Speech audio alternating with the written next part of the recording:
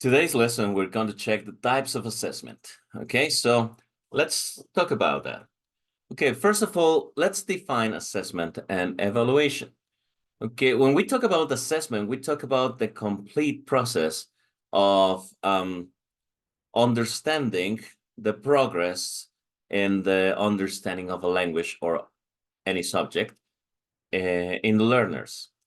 Okay, so it's the whole process, their understanding, their production, the production in every skill, the errors they make, the mistakes they make, and how, or their ability to correct themselves, how fast they correct themselves, and their ability to start producing accurately or properly, depending on the approach that we're working with, the language. That's the whole procedure. Evaluation is just the action of giving value. That's why evaluate, okay? Giving value to the progress, assigning a value, standard, whatever, but we evaluate doing that. So when we talk about assessment, it involves evaluating, it involves mentoring, it involves tutoring, it involves observing, and it involves understanding students' needs and progress, everything together. Okay, all at once. And evaluating is just providing value. Having said that, then when we talk about assessment, we have three different types of assessment. The diagnostic assessment, which let me show you in the presentation here. Okay, the diagnostic assessment that could be applied through placement tests, diagnostic interviews, pre-tests, questionnaires, and surveys. We apply diagnostic assessment when we're receiving new students, for example, but also in the middle of the course, maybe we diagnose. It's not going to be an exam that's going to count for their grade. It's going to be a diagnostic test just to confirm if students are progressing, so we can do all of these techniques. But let's concentrate more on formative and summative assessment. What's the difference between formative and summative? Formative and summative. Well, the word says it all. When we talk about formative, we're talking about forming, okay? Shaping the student. How do we do that? It's by describing the mistakes they're making, by describing the progress they are doing, for positive or for negative, talking about errors, right? We already talked in the previous lesson that errors is something positive because students learn and improve from there. So formative assessment makes that objective, fulfills that objective. So we tell students how they're progressing. They are also aware of their own understanding, their own progress, and they can correct and improve their usage of a language.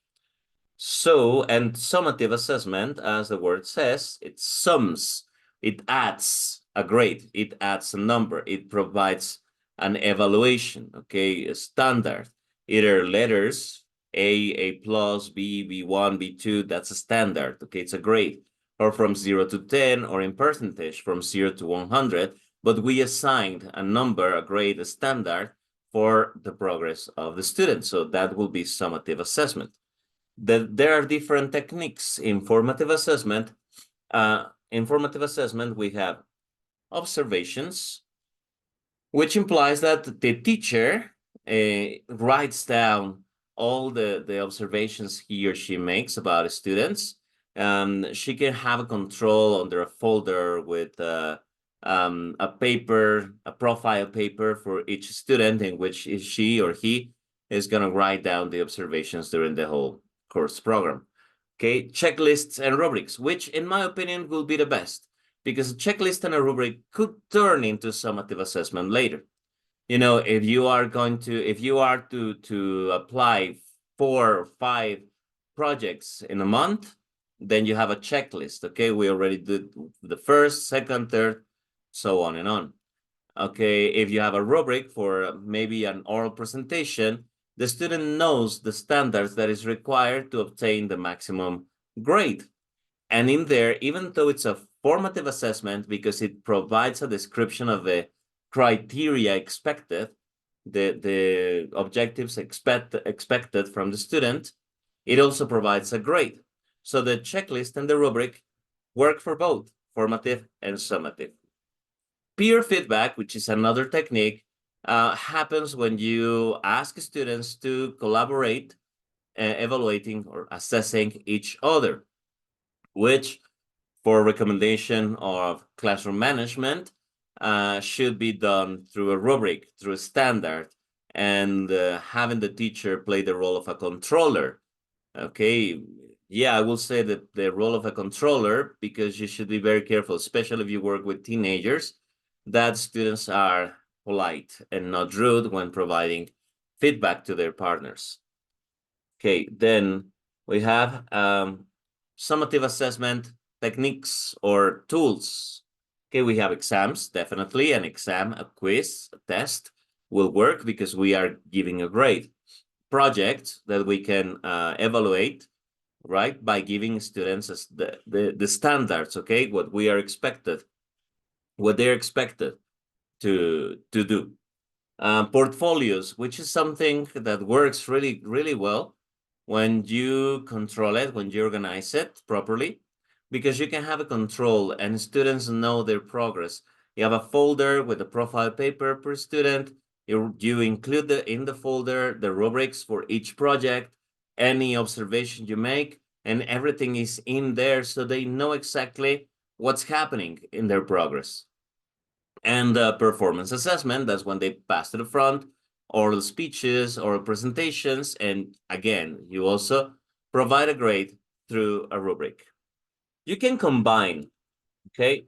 You can combine formative and summative. Like I said, and you probably already do. But if you have a rubric per week, and then at the end of a month, you should have 4 rubrics. Each rubric has a grade. By the end of the month, you just make the math, do the math on the average for those 4 grades and get the final monthly grade. And that in that way, you're doing formative because every rubric implies feedback and error correction. Okay, and at the end of the month, they receive a grade. So you're combining formative and summative assessment. So pretty much that's all we have to know about it. I have to say, just before we finish the lesson, it is important to understand the approach that we have in our students, right? Because we are going to assess their speaking or their productive skills, or are we going to assess their their passive skills?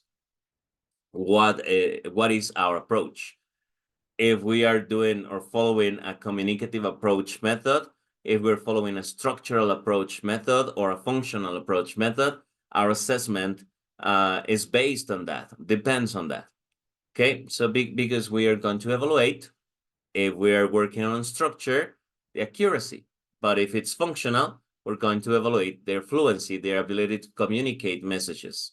I hope that you are following me here, that you know what I mean.